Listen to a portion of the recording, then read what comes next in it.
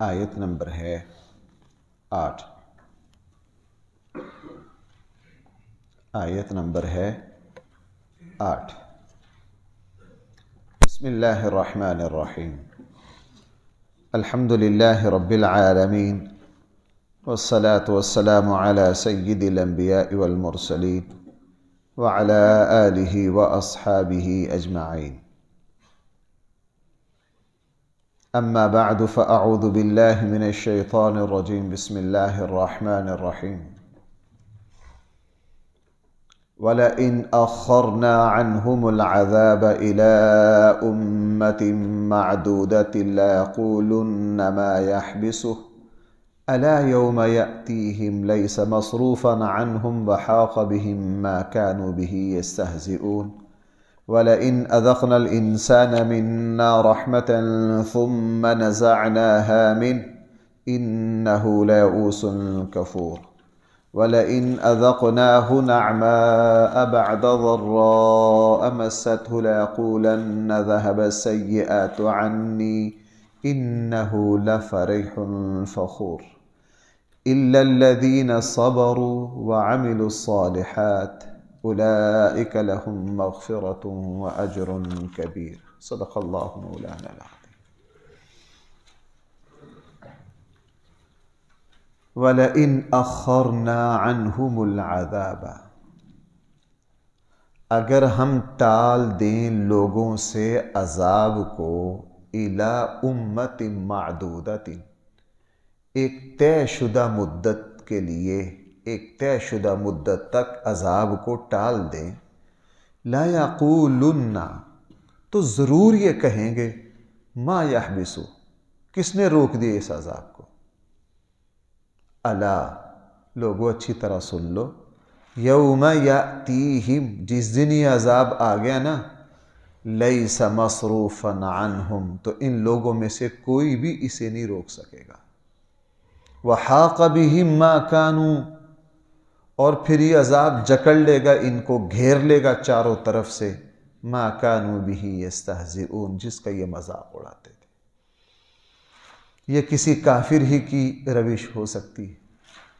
قرآن کریم ارشاد فرما رہا ہے، اگر ہم ان کو نہ پکڑیں، نرمی کریں، تو اکڑ اور غرور میں، طنز میں، استہزاء اور مذاق میں اللہ کا مقابلہ کرتے ہو، کہتے جناب کس نے روکا، یہ عذاب لے آؤ اگر لاتے ہو۔ اور جب اللہ تعالیٰ کی طرف سے اس کے آنے کا فیصلہ ہو جائے تو بڑے بڑے فرعون پھر معافی مانگنے پر آ جاتے ہیں، بڑے بڑے مغرور اور بڑے بڑے باغی، اللہ پھر ان کے غرور کو منٹوں میں خاک میں ملا دیتے ہیں۔ وہی مکہ کے سردار حضرت عبداللہ ابن مسعود، غریب بھی تھے، جسم کے اعتبار سے کمزور بھی تھے۔ ایک کافر سردار کو ایک ہڈی مل گئی، کسی انسان کی ہڈی تھی، ران کی ہڈی ملی، حضرت عبداللہ ابن مسعود کے لا کر سر میں ماری، سر پھاڑ دیا، اور سر پھاڑ کے پتہ کیا کہا، جا اس نبی کو اور اس خدا کو کہہ جو ہر وقت یہ کہتا رہتا ہے مرنے کے بعد زندہ ہوں گے، زندہ ہوں گے، اس ہڈی کو زندہ کرو، یہ تیرے ہی کسی باپ دادے کی ہے، اسے کہہ زندہ کر۔ یہ ہے توہین، قرآن کہہ رہا ہے لَيَقُولُنَّ مَا يَحْبِسُ۔ اب وہی سردار جب بدر میں پھر قتل ہوا، اور بھائی قتل بھی کس کے ہاتھوں ہوا؟ اسی عبداللہ ابن مسعود کے ہاتھوں قتل ہوا۔ عبداللہ ابن مسعود نے پھر یہی سردار انہی لوگوں کے ہاتھوں قتل ہوئے، اور ابو جہل کو تو بالکل کس نے قتل کیا؟ حضرت عبداللہ ابن مسعود نے کام تمام کیا، بچوں نے شدید ترین زخمی کر دیا، اور پھر سر اتارا کس نے؟ حضرت عبداللہ ابن مسعود نے۔ انہی بدبخت سرداروں میں سے ایک سردار جو سب سے بڑا خبیث اور اس امت کا فرعون تھا، انہی حضرت عبداللہ ابن مسعود کے ہاتھوں قتل ہوا۔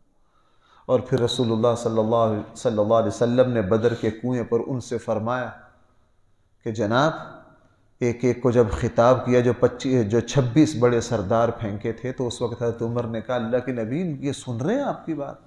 حضور نے فرمایا ہاں، میری پوری بات سن رہے ہیں، میری پوری بات سن رہے ہیں۔ بعد میں کئی سالوں بعد، بھائی کئی سالوں بعد، تاریخ میں ہے، شاید البدایہ والنہایہ میں ہے یا طبقات ابن سعد میں کہیں ہے، حضرت عبداللہ ابن عمر بدر سے بہت سالوں بعد، کو 25-30 سال بعد، رسول اللہ صلی اللہ علیہ وسلم کی وفات کے بعد، ویسے بدر کے پاس سے ایک رستہ آتا تھا، چونکہ مدینہ کا جو پرانا ایک رستہ ہے وہ بدر کے پاس سے جاتا ہے، مکہ سے، وہاں سے گزر رہے تھے، اس کنویں کے پاس سے گزرے، دیکھا اس میں سے ایک شخص نکلا ہے جو زنجیروں سے جکڑا ہوا ہے۔ اس نے حضرت عبداللہ ابن عمر کو آواز دی گھوڑے پر۔ اللہ نے ساری باتیں غیب میں رکھی ہیں، میں جمعے میں یہی بیان کر رہا تھا، کل بھی تھوڑا سا، اللہ نے ساری باتیں کہاں چھپائی ہیں، اور اپنے رسول کو غیب کے سارے راز دکھا دیے۔ نبی جی، ہم نے جو کچھ جنت کا تم سے قرآن میں غیبی وعدہ کیا ہے آپ کی امت سے، یہ رہی ہے، آپ دیکھ لیجئے، یہ رہی ہے وہ جہنم، مرنے کے بعد کی یہ رہی ہے زندگی، برزخ میں سارے ہی زندہ ہیں، برزخ میں کیا ہے، سارے ہی زندہ ہیں۔ کبھی کبھار اللہ جل جلالہ برزخ کہتے ہی پردے کو ہیں، اللہ تعالیٰ کبھی یوں پردہ اٹھا کے دکھا دیتے ہیں، وہ رہی ہے قبر کی زندگی، کبھی کبھار اللہ کسی کو دکھا دیتے ہیں، کبھی کبھار اللہ تعالیٰ کسی کو دکھا دیتے ہیں۔ قرآن فرما رہا وَلَئِنْ أَخَّرْنَا عَنْهُمُ الْعَذَابَ، اگر ہم ٹال دیں ان سے عذاب کو، إِلَىٰ أُمَّةٍ مَعْدُودَةٍ، کچھ عرصہ کے لیے، تو ضرور کہیں گے کس نے روکا ہے اس کو، الا خبردار، یوم یأتیہم، جس دن یہ عذاب آیا نا، لیس مصروفا عنہم، کوئی اس کو روک نہ سکے گا، وحاق بہم ما کانوا بہ یستہزئون، اور وہ آج جکڑے گا ان کو جس کا یہ مذاق اڑاتے رہیں۔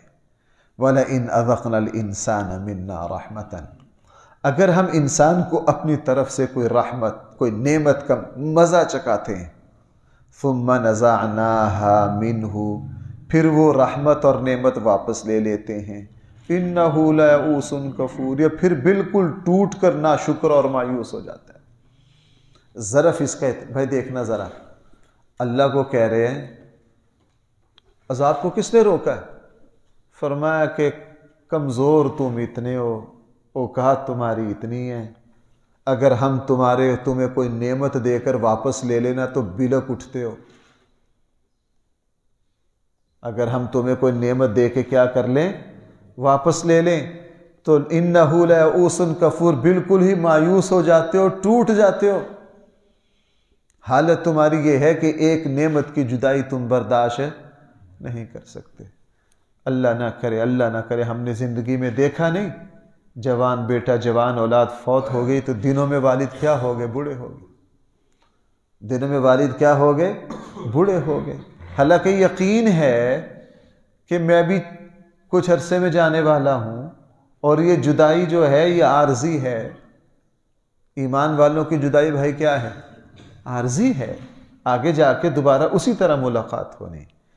اس لیے فرمایا وَلَئِنْ، آگے بھی یہی، أَذَقْنَاهُ نَعْمَاءَ بَعْدَ ضَرَّاءَ، اگر ہم اس کو مزہ چکھائیں تکلیف کے بعد نعمت کا جو اس کو پہنچتی ہے، لَيَقُولَنَّ ذَهَبَ السَّيِّئَاتُ عَنِّي، پھر یہ انسان کہتا ہے اور میرے تو سارے ہی دکھ چلے گئے۔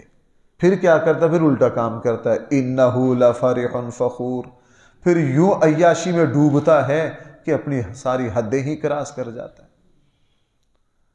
فرمایا ہم اس کو کوئی نعمت دیتے ہیں اور نعمت اس سے واپس لیتے ہیں، مایوس ہو جاتا ہے، اس پر نظر نہیں رکھتا کہ مجھے دی کس نے تھی، اللہ نے دی تھی، اور اس کا ایمان ہے کہ اس دنیا کی نعمت ہر کسی پر ہر وقت رہتی نہیں ہے۔ اللہ جل جلالہ نے ہمارے آقا صلی اللہ علیہ وسلم کو اولاد دی، وہ پھر واپس بھی لی کہ نہیں؟ بڑا مشکل ہے، میں یہ نہیں کہہ رہا بھائیو اللہ ہم پر کسی پر بھی آزمائش نہ ڈالے، اللہ کسی پر بھی یہ مصیبت نازل نہ کرے، میں یہ نہیں کہہ رہا کہ یہ بڑی آسان ہے، نہ، بات ہو رہی ہے مایوسی اور کفر کی۔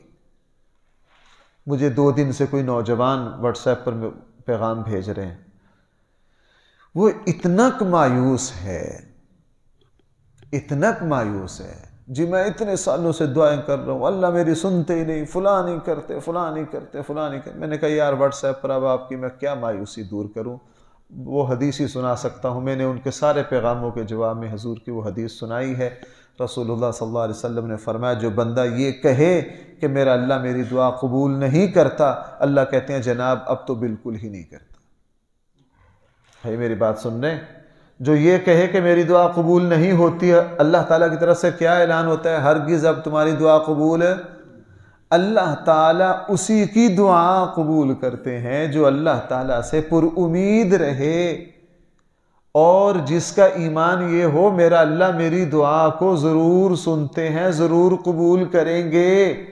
جو قبول نہیں ہو رہی اس میں کوئی حکمت ہو سکتی ہے، دعا مانگنے میں میری طرف سے کوئی خامی ہو سکتی ہے، کوئی کوتاہی ہو سکتی ہے، یا اللہ کے علم میں میرے لیے اس دعا کی قبولیت کا کوئی خاص وقت ہو، کوئی نہ کوئی بات اور راز ہے۔ ایسا نہیں کہ میری دعا قبول نہیں ہو رہی، ایسا نہیں کہ میری دعا قبول نہیں ہو رہی۔ اور اس لیے قرآن نے فرمایا ہاں اِلَّا الَّذِينَ صَبَرُوا، یہ حالت ایمان والوں کی نہیں ہے۔ ہم نعمت دیتے ہیں واپس لے لیتے ہیں، نعمت نہیں ہوتی دیتے ہیں، نعمت ہوتی ہے واپس لے لیتے ہیں۔ ایمان والے جو ہیں اِلَّا الَّذِينَ صَبَرُوا وَعَمِلُوا الصَّالِحَاتِ، ایمان والے اس پر صبر کرتے ہیں، ان کو نعمت مل جائے، بھائی وہ کس کی عطا سمجھتے ہیں؟ تو شکر کی طرف جاتے ہیں۔ اگر نعمت ہم ان سے واپس لے لیں تو صبر کرتے ہیں۔ اور اللہ کے نبی کی کتنی پیاری حدیث ہے، اس کے الفاظ ہیں ایمان والا کیا خوش نصیب ہے، کتنا اچھا ہے۔ حضور نے فرمایا مومن کی دونوں حالتیں ہی بہتر ہیں، اگر اس کو کچھ ملتا ہے یہ شکر کرتا ہے، اگر اللہ کچھ لے لیتا ہے تو یہ کیا کرتا ہے؟ یہ صبر کرتا ہے۔ حضور نے فرمایا دونوں حالتوں میں اس کا نفع ہی نفع ہے، دونوں حالتوں میں کیا ہے؟ اس کا نفع ہی نفع ہے۔ اگر اللہ تعالیٰ اس کو کچھ دے وہ یہ سمجھتا ہے میں اس کا اہل نہیں تھا، اللہ نے مجھ پر یک طرفہ مہربانی کر دی ہے، تو وہ اللہ کے سامنے شکر بجا لاتا ہے، اے اللہ یہ صرف تیری عطا ہے، یہ صرف کیا ہے؟ دیکھو بھائیو میں آپ سے ایک بات عرض کروں، مسلمان اور کافر میں آپ یوں کہہ لیجئے اللہ کے خاص بندے اور وہ جو اپنے اللہ کو نہیں پہچانتے ان میں یہ بھی فرق ہے۔ جب ان کو کوئی نعمت ملے، جو اللہ کے مقرب بندے ہوتے ہیں وہ 100% زبان سے بھی دل سے بھی ان کے دل کی آواز یہ ہوتی ہے کہ یہ تو صرف میرے اللہ کی مہربانی ہے، میں اس کا حل نہیں تھا۔ یہ تو صرف کس کی مہربانی ہے؟ میرے اللہ کی مہربانی ہے، میں اس کا اہل نہیں تھا۔ اگر اللہ تعالیٰ ان کو نعمت دے کر واپس لے لیں تو ان کو خیال آتا ہے یار میں اس کا اہل تو تھا نہیں، اللہ نے جتنی دیر کے لیے دی اس کی مہربانی، اس کی کیا ہے؟ مہربانی ہے۔ اس لیے ہمارے آقا صلی اللہ علیہ وسلم کا کیا ارشاد ہے؟ میں چاہتا ہوں کہ میرے لیے احد پہاڑ سونے کا نہ بنایا جائے، میں ایک دن پیٹ بھر کر کھاؤں، اللہ کا شکر ادا کروں، اگلے دن فاقے سے رہوں اور اللہ کا کیا کروں؟ اسی لیے اگر بھائیوں میری اور آپ کی صحیح تربیت ہو جائے، ہم اپنے دین کو صحیح طور پر سمجھ لیں، کوئی حالت ایسی نہیں کہ ہم اللہ سے دور ہو جائیں، ہر حالت میں اللہ سے ایک بہت بڑی شخصیت ہے، اللہ تعالیٰ نے علم میں بہت اونچا مقام عطا فرمایا تھا ان کو، بہت بڑے اللہ والے بھی تھے، بہت بڑے مفسر اور محدث بھی تھے۔ بھائی ذرا یہ بات توجہ کرنا میری طرف، وہ ایک دن فرمانے لگے کہ اللہ جل جلالہ نے رسول اللہ صلی اللہ علیہ وسلم کو بھی معراج کروائی، یونس علیہ السلام کو بھی معراج کروائی۔ سارے چونکہ پورے ہندوستان کے اہل علم ان کی صحبت میں بیٹھتے گئے، وہ یونس علیہ السلام کو کون سے معراج کروائی؟ فرمایا ہاں جی رسول اللہ صلی اللہ علیہ وسلم کے معراج اوپر کو ہوئی اور حضرت یونس علیہ السلام کی معراج نیچے کو ہوئی۔ پھر اس کی وضاحت کی کہ معراج کا معنی لفظی معنی کو چھوڑ کر معراج کی حقیقت یہ ہے کہ اللہ کے حد درجہ قریب ہو جانا۔ بھائی اللہ کے حد درجہ کیا ہو جانا؟ رسول اللہ صلی اللہ علیہ وسلم سدرۃ المنتہا سے آگے گئے، اللہ کے عرش کے سامنے گئے، حد درجہ اللہ کے قرب نصیب ہوا کہ نہیں؟ سورہ نجم میں ہے فَكَانَ قَابَ قَوْسَيْنِ أَوْ أَدْنَىٰ۔ اور یونس علیہ السلام جب مچھلی کے پیٹ میں گئے، آپ کو پتہ ہے زبان پر ہر وقت کیا تھا؟ لا الہ الا انت۔ پھر خود فرمانے لگے اللہ تعالیٰ جسم کے اعتبار سے، جغرافیہ کے اعتبار سے نہیں دیکھتے کون دور ہے کون قریب ہے۔ میں آپ کو سچی بات بتاؤں، ایک بندہ وہ ہے جو فاروقیہ مسجد میں اللہ کے سامنے سجدہ ریز ہے، تلاوت کر رہا، اللہ سے دعا مانگ رہا ہے، اور ایک وہ ہے جو بیت اللہ کے سامنے حجام کی دکان ہے، لوگوں کے بال کاٹ رہا ہے، 6 مہینے حرم میں نہیں جاتا۔ ذرا بھائیوں مجھے بتاؤ اللہ کے قریب کون ہے؟ یہ سینکڑوں میل دور والا کیا ہے؟ اللہ کے قریب ہے، اور وہ قریب والا کیا ہے؟ وہ دور ہے۔ اللہ تعالیٰ کے یہاں جسموں کا قریب اور دور ہونے کی کوئی حیثیت نہیں، کوئی حیثیت نہیں۔ اس لیے یہاں کیا فرمایا؟ إِلَّا الَّذِينَ صَبَرُوا، ہاں وہ لوگ جو صبر کرتے ہیں، وَعَمِلُوا الصَّالِحَاتِ، اور نیک عمل کرتے ہیں، وہ ہر حال میں اپنے اللہ سے، یہ ہے بہت مشکل، میں بار بار کہہ رہا ہوں، اس کو صرف بیان کرنا اور سننا آسان ہے۔ یہ اللہ کے کوئی خاص ہی خوش نصیب بندے ہیں جو ہر حال میں کس سے راضی ہوں؟ اللہ سے راضی ہوں۔ میں نے ایک مرتبہ ایک بوڑھی خاتون کو دیکھا، اوہو اللہ نے ان کو بڑا مال و دولت دیا تھا، پھر غربت بھی۔ میں نے ان کا مال و دولت کا زمانہ نہیں دیکھا، میں نے ان کی غربت دیکھی۔ لیکن ان کے جو ہم عمر بزرگ تھے اب تو وہ ساری دنیا سے چلے گئے، اس کے خاندان کے جو ہم عمر بزرگ تھے وہ یہ کہا کرتے تھے کہ یار ہماری اس بہن کو اللہ نے اتنا دیا، جب اس کا نکاح ہوا تھا 1 کلو سونا ڈالا گیا تھا اس کو، اور آج دیکھ لیجئے اس پر کیسی غربت ہے۔ لیکن ہم نے اس کی جوانی کی مالداری بھی دیکھی اور غربت بھی دیکھی، یہ دونوں حالتوں میں اللہ سے اتنی راضی رہتی ہے، کبھی ہم نے شکوہ نہیں سنا۔ مجھے اتنا رشک آیا، میں کہ اوہو یہ ہے اللہ کی نیک بندیاں، یہ ہے اللہ کی۔ ہم بعض دوستوں کو دیکھتے ہیں، انہوں نے مالداری دیکھی، بعد میں غربت آ گئی، غربت میں ان کی زبان سے شکوہ نہیں جاتا، ہائے مر گئے۔ نہ، اللہ سے راضی رہنا ہم سیکھیں، اللہ سے راضی رہنا ہم سیکھیں۔ اس لیے فرمایا إِلَّا الَّذِينَ صَبَرُوا، ہاں وہ لوگ جنہوں نے صبر کیا، وَعَمِلُوا الصَّالِحَاتِ، اور انہوں نے کیا کیا؟ نیک عمل کیا، أُولَئِكَ لَهُمْ مَغْفِرَةٌ، دیکھو انعام بدلہ کتنا بڑا ہے، ان کے لیے مغفرت ہے۔ بھائی ان کے لیے کیا ہے؟ مغفرت مل گئی، کچھ بچا؟ مغفرت کا معنی کیا ہے؟ اللہ تعالیٰ سب کچھ بخش دے گا اور جنت کا ٹکٹ ان کو دے دے گا۔ اولئک لہم مغفرہ، اللہ تعالیٰ کی طرف سے ان کے لیے مغفرت ہے، وَأَجْرٌ کبیر، اور بہت بڑا اجر ہے۔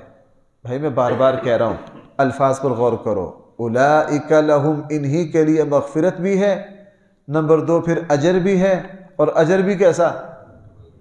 بہت بڑا۔ اس لیے بھائیو، قرآن کریم مجھے اور آپ کو یہ سکھا رہا ہے کہ ہم ہر حال میں کس سے راضی رہیں؟ زبان پر شکوہ نہ آنے دیں، زبان پر شکوہ نہ آنے دیں۔ ہاں یہ اللہ کے نبی نے مجھے اور آپ کو یہ بات سمجھائی، ہم کمزور ہیں، ہم کیا ہیں؟ کمزور ہیں۔ اللہ تعالیٰ سے یہی عرض کریں، اے میرے اللہ صبر والی عبادت کی ذمہ داری میرے اوپر نہ ڈالنا، میں کمزور ہوں، میرے اوپر شکر والی ہی ڈالنا۔ رسول اللہ صلی اللہ علیہ وسلم ایک جنگ پر جا رہے تھے، نوجوان صحابہ کو دیکھو بڑے جوش میں، رسول اللہ صلی اللہ علیہ وسلم، اب ظاہر ہے جہاد ہے، عبادت ہے، شہادت کے جذبے سے سرشار ہیں۔ رسول اللہ صلی اللہ علیہ وسلم نے ان کو دیکھ کر فرمایا، او نوجوانوں ذرا سنبھل کر، اللہ تعالیٰ سے جنگ جو ہے یہ کوئی اللہ سے مانگنے کی چیز نہیں ہے، جہاد پر جا رہے ہیں۔ اللہ کے نبی نے فرمایا نہ نہ نہ، تم جو یہ کہہ رہے ہو نا اگر آج دشمن سے مقابلہ ہوا یوں کر دیں گے یوں کر دیں گے، نہ، جنگ نہ مانگو اللہ سے، جنگ نہ مانگو اللہ سے۔ یہ نہیں کہ وہ عبادت نہیں ہے، نہ، ہم کمزور پڑ سکتے ہیں، ہم کیا ہو سکتے ہیں؟ کمزور پڑ سکتے ہیں۔ اس لیے ہم اللہ سے یہی کہیں گے، اے میرے اللہ ہمیں کبھی کسی آزمائش میں نہ ڈال، ہمیں کبھی کسی مصیبت میں نہ ڈال۔ ٹھیک ہے صبر جو ہے وہ بہت اجر ہے اس کا، لیکن اے میرے اللہ ہم اس عبادت کی ادائیگی کا حق نہیں رکھتے، ہم کمزور ہیں، ہمیں تو اے اللہ بس نرم نرم ہی رکھ، ہمارے لیے تو آسان آسان ہی رکھ۔ اس لیے رسول اللہ، حضرت عائشہ فرماتی ہیں، دیکھو بھائیو رسول اللہ صلی اللہ علیہ وسلم سے بڑھ کر روحانی اور جسمانی طور پر مضبوط اعصاب والی کوئی ہستی اللہ نے پیدا کی ہے؟ سوال ہی پیدا نہیں ہوتا۔ اللہ کے نبی کی قوتیں تو پہاڑوں سے زیادہ وسیع، لیکن حضرت عائشہ فرماتی ہیں میں نے ساری زندگی حضور کو دیکھا اللہ کے نبی کے سامنے جب بھی کسی کام کے دو راستے آئے، ایک آسان اور دوسرا مشکل، اللہ کے نبی نے آسان راستے کا انتخاب کیا۔ اللہ کے نبی نے کس کا انتخاب کیا؟ آسان راستے کا۔ اور کسی صحابی کو دیکھتے نا یہ مشکل راستہ منع کرتے، نا نا نا نا۔ میں نے بڑی مرتبہ سنا حضرت عبداللہ بن عمر بن عاص نوجوان دیکھا، اللہ کے نبی میں حضور سے روزے کی فضیلتیں سنا، اللہ کے نبی ساری زندگی روزہ رکھوں گا، حضور نے فرمایا نہیں، بالکل اجازت نہیں دی۔ اتنے رکھو، فرمایا نہیں یہ بھی نہیں، یوں بھی نہیں، یوں بھی نہیں۔ اب کس سے روک رہے ہیں؟ بظاہر عبادت سے روک رہے ہیں۔ حضرت عبداللہ بن عمر بن عاص نیچے اترتے گئے اترتے گئے اترتے گئے اترتے گئے، حضور اجازت نہ دینا، تم اتنے بھی نہیں رکھ سکتے، تم اتنے بھی نہیں رکھ سکتے۔ آخر میں پھر حضور اور حضرت عبداللہ بن عمر بن عاص کے، حضرت عبداللہ بن عمر بن عاص کے مذاکرات اس پر کامیاب ہوئے۔ کہا عبداللہ بس ایک دن روزہ رکھ لیا کر، اور ایک دن کیا کر لیا کر، اور آگے فرما دیا اس سے زیادہ روزے رکھنے میں کوئی خیر نہیں ہے۔ اور میں نے بعد میں جب حضرت عبداللہ بن عمر بن عاص بوڑھے ہو گئے نا، تو وہ ایک دن روزہ رکھنا ایک دن چھوڑنا مشکل تھا بڑا، تو پھر رو پڑتے تھے، کہتے تھے اوہو میں قربان جاؤں اللہ کے حبیب پر۔ میں اس وقت جوان تھا، میری اپنے بڑھاپے پر نظر نہیں تھی، لیکن وہ میرے نبی، میرے امام، میرے روحانی ماں باپ میرے بڑھاپے کو دیکھ رہے تھے، ان کی توجہ تھی کہ بڑھاپے میں اسے رکھا نہیں جانا تھا۔ تو اللہ کے نبی کے سامنے جب بھی کوئی ایک کام کے لیے دو راستے آئے، ایک راستہ مشکل اور دوسرا راستہ کون سا؟ آسان، تو اللہ کے نبی نے کون سا راستہ منتخب کیا؟ آسان۔ ہم اللہ سے آسانیاں ہی مانگیں گے، ہم اللہ سے سہولتیں ہی مانگیں گے، ہم اللہ سے نعمتیں ہی مانگیں گے، ہم اللہ تعالیٰ سے کبھی بھی سخت چیز نہیں مانگیں گے۔ ہاں اگر نہ چاہتے ہوئے کبھی کوئی آزمائش آ جائے تو بھائی پھر کس کو مد نظر رکھیں گے؟ پھر صبر کو مد نظر رکھیں گے۔ اللہ تعالیٰ ہم سب کو صحیح فہم عطا فرمائے۔ الحمدللہ رب العالمین والصلاة والسلام على سید الانبیاء والمرسلین وعلى آلہ واصحابہ اجمعین۔ ربنا آتنا فی الدنیا حسنہ وفی الآخرة حسنہ وقنا عذاب النار۔